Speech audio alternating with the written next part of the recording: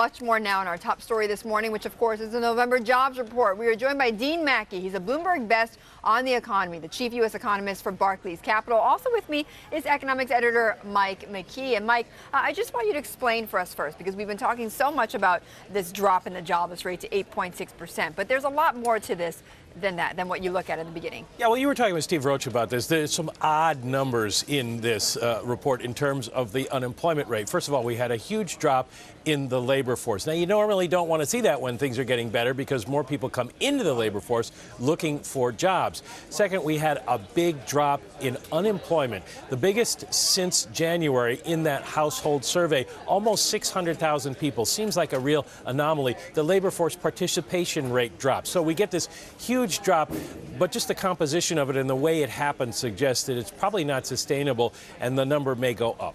Right, and Stephen Roach, as you were alluding to, I mean, he was saying that if you the fact that you look at that and that, you know, there are these special circumstances, he believes that this report is actually quite disappointing. Now, let me get to Dean and ask him, because Dean, I know you were looking for a drop in the unemployment rate to 8.9%. This is exceeding that, but how would you characterize this report then?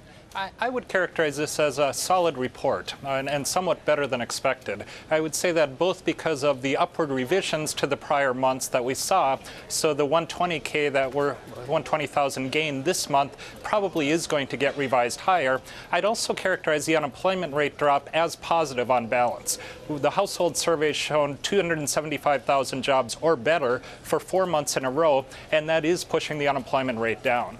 We're also seeing, as you said, some strong revisions, Dean. Do you think that that continues? We saw these major changes to the September numbers. Started off at 103, ended up at 210. We're going to get the same thing for October and probably this month?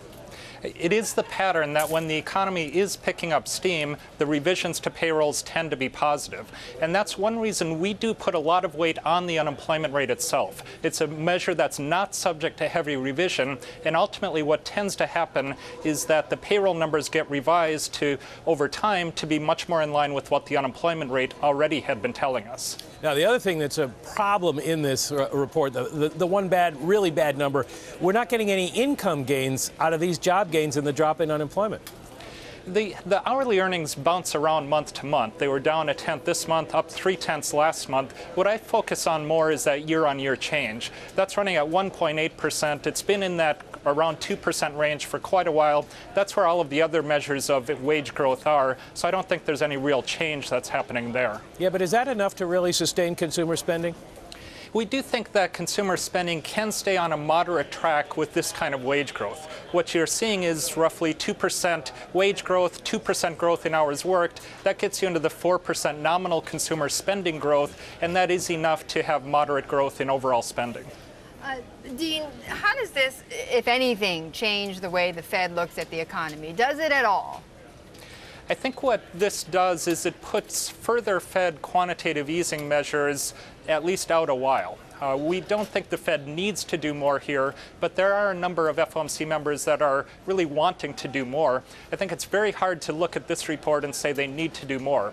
The Fed's been saying the unemployment rate's not dropping fast enough. Well, a 4/10 drop, you can't really expect a lot more than that in a single month. So I do think that takes QE3 off the table for now. And Dean, you know, we've talked so much about how this jobs recovery is going to take, you know, years. Is there anything, though, that could accelerate the process right now?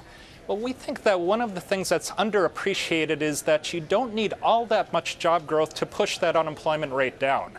We think anything consistently above 100,000 is going to push the unemployment rate down. That's why we think it's down at 8% by the end of 2012.